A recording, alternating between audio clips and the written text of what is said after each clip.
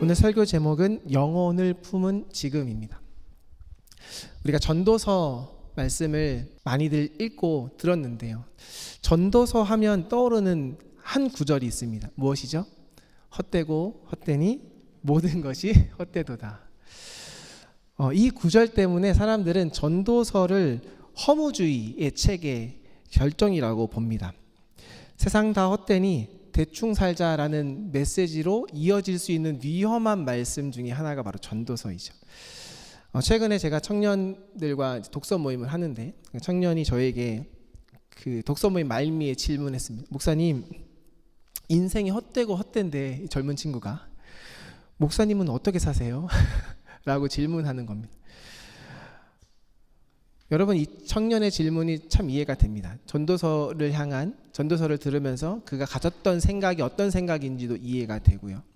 전도서는 인생의 허물을 이야기한다라고 생각했던 이 청년의 생각 속에서 자신의 삶을 살아보니 정말 헛된 게 맞다라고 생각이 들어서, 그럼 목사님 저보다 인생을 2배나 더 살았는데 그러면 목사님은 그 인생을 어떻게 사세요? 라고 궁금해서 질문했던 것 같아요. 제가 어떻게 대답했는지는 설교 말미에 이야기하도록 하겠습니다. 전도서는 정말 헛된 것을 이야기하면서 헛되니 너희가 그냥 그 헛됨 속에서 인생을 알아서 살아라 라고 이야기하는 것일까? 여러분, 전도서를 가만히 보면 그 헛됨을 이야기하다 중간중간에 전도자가 말하고 싶은 그 본색을 드러냅니다. 본심을 드러냅니다. 그 내용을 앞에서 이제 설명할 건데 결론부터 이야기하면 바로 이겁니다. 모순된 현실이 있는데, 하지만 그 모순된 현실 속에서 너가 헛됨 속에서 좌절하지 말고 오히려 지금이라는 이 순간을 기쁘게 여기면 살아라 라고 전도자는 이야기합니다. 전도서를 쭉 보면은 헛되다 이야기하다가 중간에 삶의 낙을 누리다 라고 이야기하거든요. 결국 하고 싶은 말은 그거예요. 헛된 인생 헛되게 살아라가 아니고, 헛되지만 그 헛됨 속에서 너의 삶의 지금 살아있는 이 순간 만나는 사람과 함께하는 사람과 그 낙을 누리는 것이 그 헛됨을 이길 수 있는 비결이야 라고 말하는 거예요. 오늘 설교 끝났습니다. 하지만 조금 더 그 이야기의 그 의미를 생각해 봤으면 좋겠습니다. 우리 9절 말씀을 먼저 한번 볼까요? 9절에 보면 개역개정으로 한번 봅시다. 개역개정. 이렇게 시작합니다. 내가 모든 것을 보고 해 아래에서 행하는 모든 일을 마음에 두고 살핀즉 사람이 사람을 주장하여 해롭게 하는 때가 있도다. 여러분, 이 전도서의 이 저자가 누구죠? 솔로몬이죠. 젊은 솔로몬인가요? 늙은 솔로몬인가요? 네, 맞아요. 늙은 솔로몬이에요. 인생을 다 살아본 이 어른 솔로몬이 젊은 청년에게 이렇게 살았으면 좋겠어 라고 권면하는 내용이 바로 이 전도서입니다. 시대의 진정한 어른이 사회 초년생 청년에게 해주는 진심 어린 조언이 바로 전도서라는 겁니다. 이 전도자가 말합니다. 내가 모든 것을 경험해보고, 그런데 이 세상을 돌아보면서 답이 되는지는 모르겠지만 한번 생각해보니 사람이 사람을 주장할 때가 해롭다는 것은 알겠어 라고 말하는 겁니다. 이 말의 의미가 뭘까요? 하나님께서 천지 창조를 하시고 모든 피조물을 만드시고 남자와 여자를 창조하셨을 때 하나님의 마음은 무엇이었을까? 모두가 서로 공평하게 서로 사이좋게 지내라 라는 것이었죠. 그런데 이 성경 구절을 오해한 사람들이 아담의 갈비뼈를 가지고 여자를 만들었다라는 이 구절로 여자는 남자에게 종속되어야 돼. 그리고 실제 이 역사를 쭉 되돌아보면 남성이 여성을 다스렸던 사회로 쭉 살아오다가 최근에 20세기 이후에야 평등이라는 개념들이 생겼죠. 그러니까 온 인류는 지배와 피지배 속에서 살아왔다라는 거예요. 그 시작이 바로 성경에 대한 오해로부터 시작됐다라는 것을 우리가 생각해 본다면, 하나님을 얼마나 오해하고 많은 사람들이 살아왔는지, 성경을 읽지만 이 성경을 얼마나 오해하고 살아왔는지를 우리가 엿볼 수 있는데요. 사실 아담의 이 갈비뼈로 여자를 만들었다는 이 갈비뼈의 의미는요, 절친한 친구라는 뜻을 가지고 있습니다. 이 갈비뼈라는 것. 그러니까 아담의 갈비뼈를 뗐다라는 것은 아담의 생명을 나눈 사이. 그래서 아담에겐 하와가 있어야 아담은 온전해질 수 있는 거예요. 갈비뼈라는 것은 종속적인 관계가 아니고 아담을 온전하게 해주는, 아담이 사람답게 해주는 정말 중요한 하나의 메타포라는 거죠. 갈비뼈라는 것은. 그러니까 하와 없이는 아담 없고 아담 없이는 하와 없다. 어디서 많이 들어봤죠? 내 안에 너 있고 너 안에 나 있다. 서로를 인정해 줄 때야 우리의 가치가 살아난다라는 거예요. 하나님은 세상을 그렇게 창조했어요. 그런데 세상은 그것을 오해했죠. 여러분, 우리가 잘 산다라고 할 때 잘 산다는 것은 뭘까요? 서로를 귀히 여기면서 사는 것을 잘 산다라고 합니다. 상대방을 존중하고 상대방을 인정하고. 근데 인간이 타락하면서 이 성경 말씀 오해하면서 아담과 하와가 선악과를 따먹으면서 이기적으로 살아가게 되고 사람을 이용하게 되고 사람을 나를 위해서 조종하게 되는 것이죠. 그래서 힘 있는 자가 힘 없는 자를 지배하게 되는, 힘 없는 자는 힘 있는 자 밑에서 살아가야 되는 것으로 생각하며 살아가는 세상이 되었습니다. 권력이 사유화된 겁니다. 권력이 누구 것에 하나에 종속되어져 버린 것이죠. 하나님께서 사람에게 힘을 준 이유가 뭘까요? 권력을 준 이유가 뭘까요? 그것은요, 사람을 섬기라고, 봉사하라고, 힘도 주신 것이고 지혜도 주신 것이고 지식도 주신 것입니다. 그런데 세상은 그것을 왜곡해서 힘 있는 자가 힘 없는 자를 다스리려고 한다라는 거죠. 제가 뉴질랜드 살면서 너무나 아름다운 모습 중에 하나가 뭐냐면, 여기는 횡단보도가 있는 데도 있지만 횡단보도가 없는 이렇게 좀 이렇게 삼각형 같이 생긴 데가 있더라고요. 처음에는 그게 뭔지 몰랐어요. 거기 사람이 서 있으면 사람이 지나간다라는 거죠. 그러면은 사람이 서 있으면 열의 9차는 다 멈춥니다. 그러니까 이 차도에서 사람이 지나갈 때 누가 먼저냐는 것을 잘 드러내주는 대목인데요. 뉴질랜드 대부분 사람들은 차가 멈춰요. 그러니까 사람이 차보다 우선된다라는 개념으로 살아가는 거죠. 존중하는 거예요. 한국에서는 어떻게 하죠? 내가 나가고 너 가라.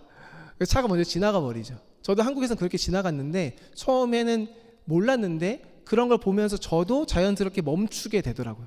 그러면서 그 사람이 저에게 인사하고 저도 인사하고 서로 모르는 사이인데 그런 존중의 문화가 이 뉴질랜드 안에 있더라고요. 너무나 아름답다. 그런 모습이 모두가 그런 건 아니지만 그런 것이 하나님께서 세상을 창조하실 때 원래 모습이 아닐까 싶습니다. 여러분, 건강한 세상은 어떤 세상일까요? 아름다운 세상은 어떤 세상일까요? 진정으로 건강한 공동체와 세상은 빠른 사람의 속도에 맞추는 것이 아니고 약한 사람의 속도에 맞추는 사회입니다. 여러분, 교회도 어떤 교회가 건강한 교회일까요? 나의 속도에 너가 맞춰가 아니고 그 사람의 속도에 나를 맞추는 것이 아름다운 교회의 모습 아닐까요? 그래서 사도 바울도 이렇게 말합니다. 모든 것이 가하나 모든 것이 유익한 것이 아니요 모든 것이 가하나 모든 것이 덕을 세우는 것이 아니니라. 그러므로 우리가 화평의 일과 서로 덕을 세우는 일에 힘쓰라 라고 말하고 있습니다. 오늘 이 9절의 말씀, 사람이 사람을 주장하는 것, 그것은 아름다운 공동체, 아름다운 사회가 아니고 그 사회를 망가뜨리는 그 모습의 단편이라는 거죠. 사람이 사람을 주장하는 것이 아니고 사람이 사람을 섬길 때 아름다운 공동체가 될 수 있고 아름다운 교회가 될 수 있다는 것입니다. 오늘 전도서는 그런 세상을 보면서 한탄합니다. 무엇을 한탄하냐면 10절, 11절인데요. 세번역 성경으로 읽었는데 제가 간략하게 설명해 드리자면 이겁니다. 악한 사람이 자신의 삶을 살다가 죽었어요.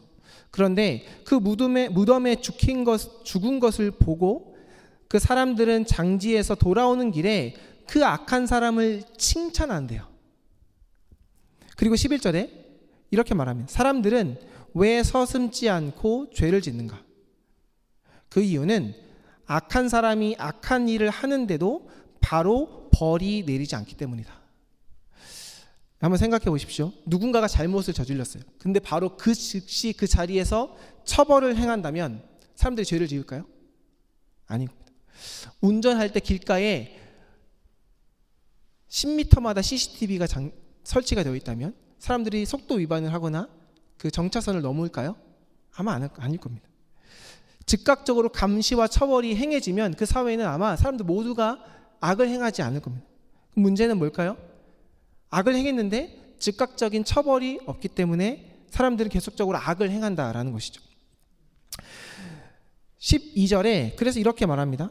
악한 사람이 100번 죄를 지어도 그는 여전히 살아있다.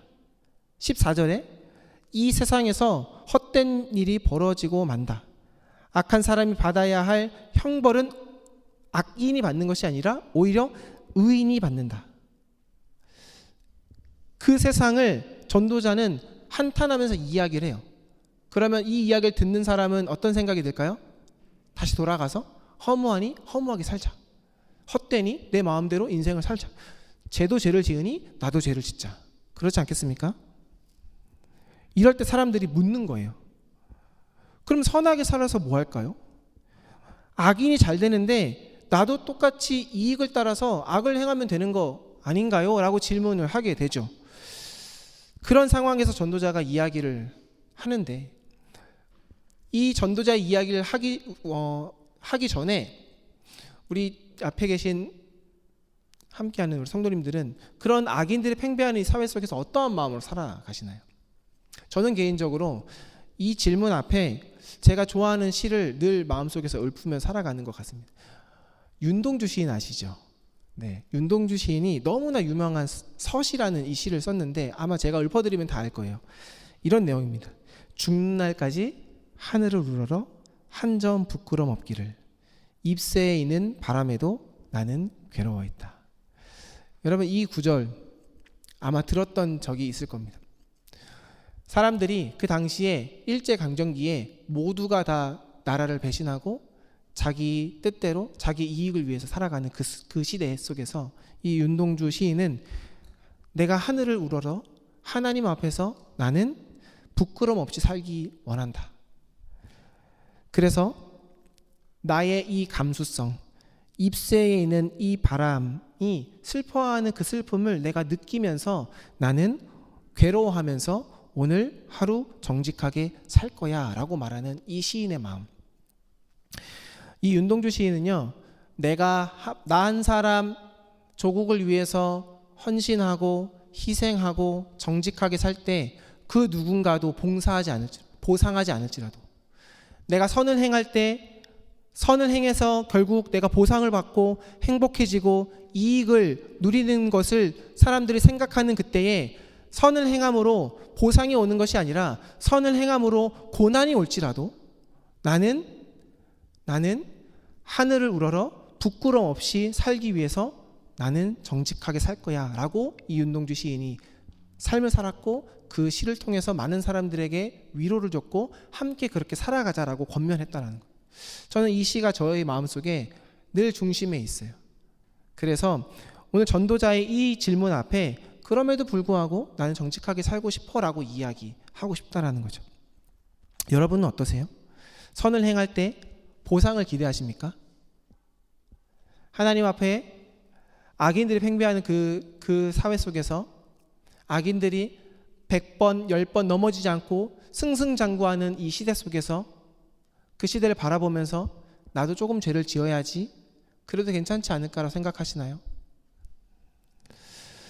오늘 전도서는 똑같은 의미에서 말을 하는데 조금 더 나아가서 삶에 대한 태도를 이렇게 말합니다. 15절 말씀인데 우리 한 번 더 같이 읽어봤으면 좋겠는데요. 우리 개역개정 말씀으로 읽어봤으면 좋겠습니다. 성경 찾으셨나요? 개역개정? 네, 같이 한 목소리를 읽어보겠습니다. 시작. 이에 내가 희락을 찬양하노니 이는 사람이 먹고 마시고 즐거워하는 것보다 더 나은 것이 해 아래에는 없음이라. 하나님이 사람을 해 아래에서 살게 하신 날 동안 수고하는 일 중에 그러한 일이 그와 함께 있을 것이라. 세 번역을 제가 다시 읽어드릴게요. 나는 생을 즐기라고 권하고 싶다. 사람에게 먹고 마시고 즐기는 것보다 더 좋은 것이 세상에 없기 때문이다. 그래야 이 세상에서 일하면서 하나님께 허락받은 한평생을 사는 동안에 언제나 기쁨이 사람과 함께 있을 것이다.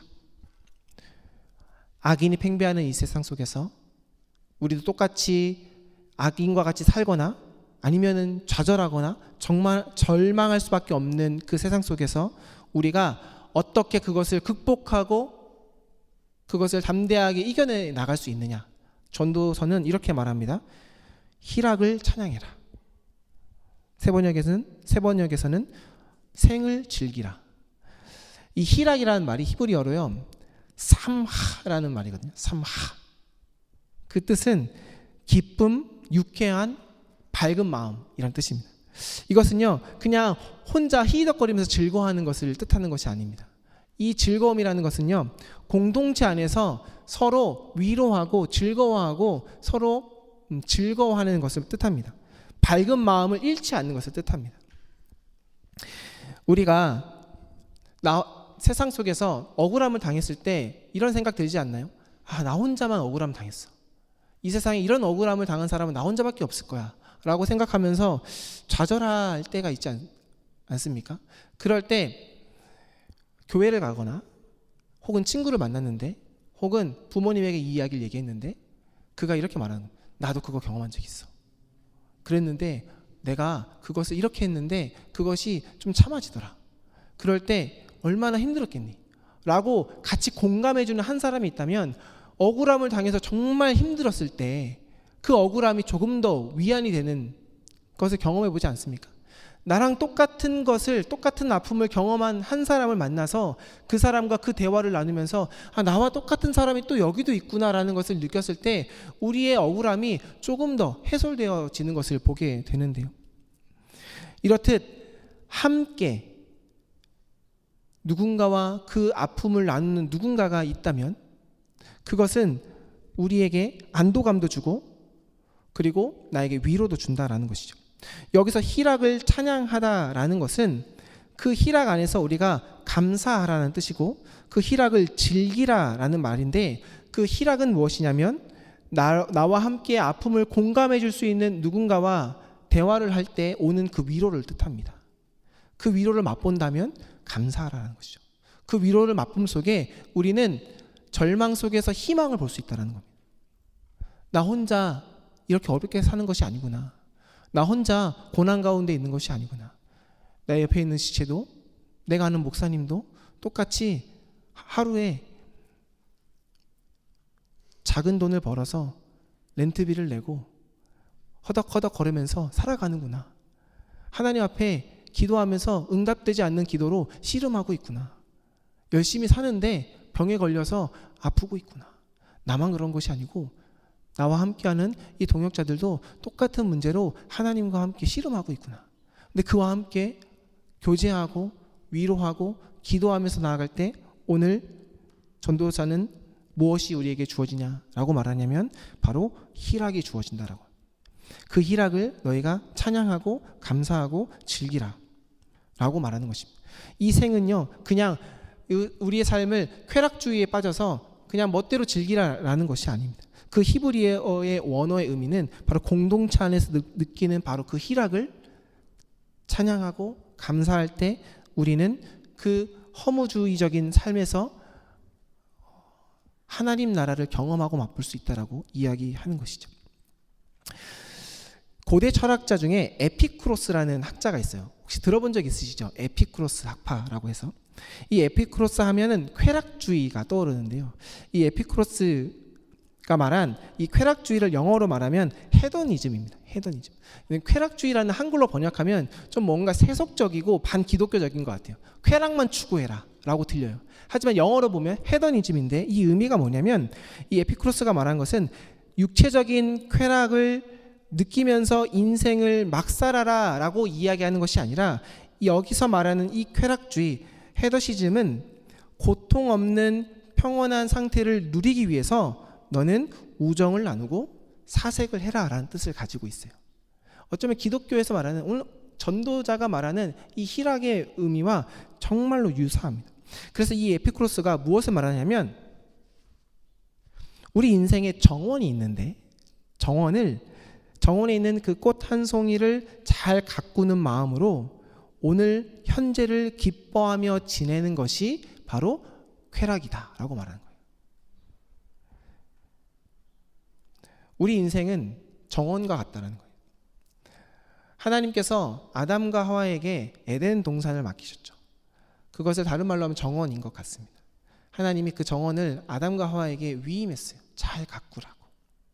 근데 아담과 하와가 그 정원을 잘 가꾸지 못하고 그 안에 있는 선악과를 먹어서 결국 쫓겨나가죠.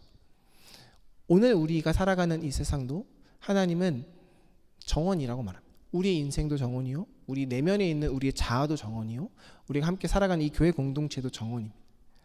근데 이 안에서 선악과와 같이 하나님 먹지 말라고 하는, 그리고 우리가 알 수 없는 그 영역이 있습니다. 전도자가 말하는 인생에서 알 수 없는 그 불완전한 모습.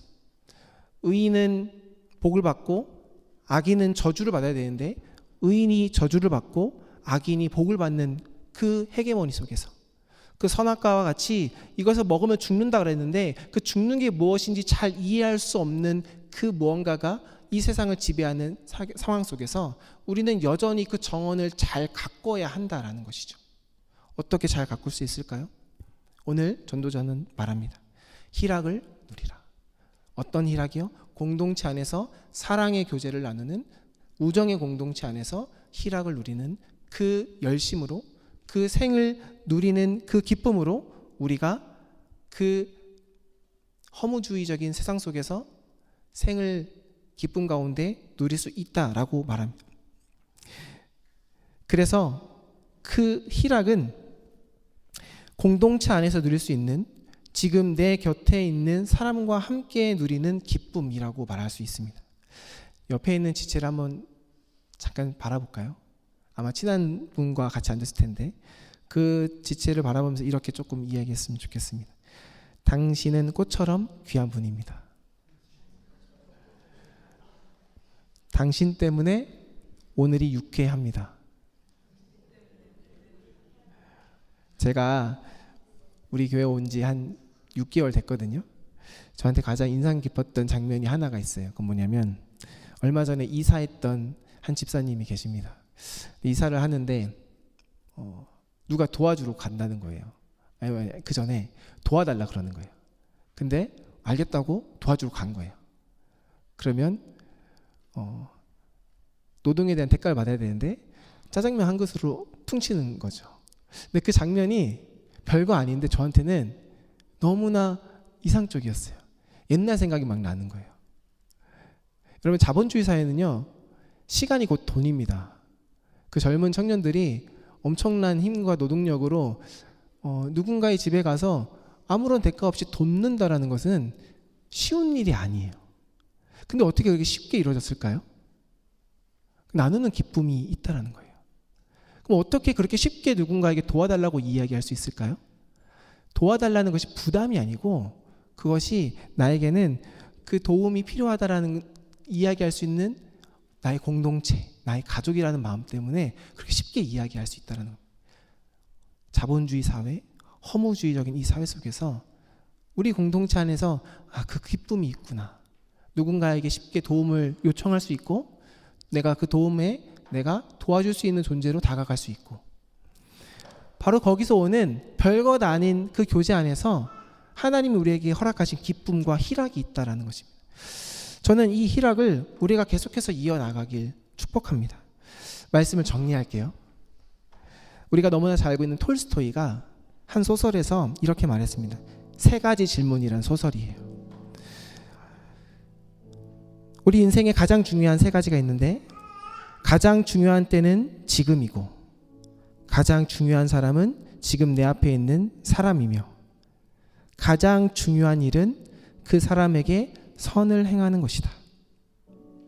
오늘 전도자는 말합니다. 17절에 하나님의 일은 다 알 수 없도다. 우리가 세상을 다 이해하려고 할 필요가 없어요. 이해하려고 해도 이해할 수도 없어요.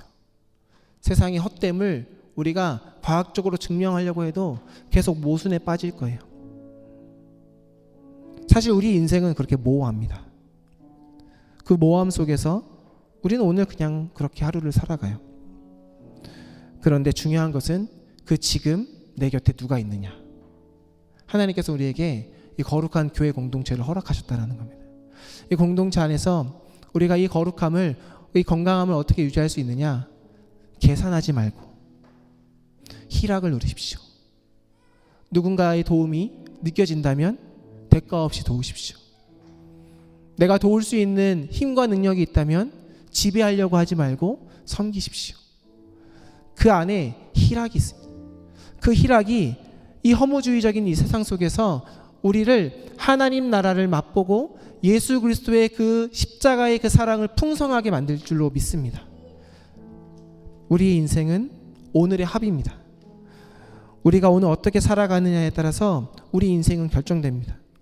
우리의 주어진 일상 속에서 하나님이 허락하신 이 공동체 안에서 희락을, 기쁨을, 밝은 마음을 서로 나누며 나아갈 때에 그 하나님의 나라가 이 영혼의 이 지금 그리고 우리가 살아가는 이 세상 속에서 허무주의적인 이 세상에서 굴복하거나 좌절하거나 낙담하는 것이 아니라 더 밝고 힘차게 그 세상을 변화시키고 세상을 정복하고 세상을 하나님의 나라로 바꾸는 놀라운 일들로 우리를 초대하실 줄로 믿습니다.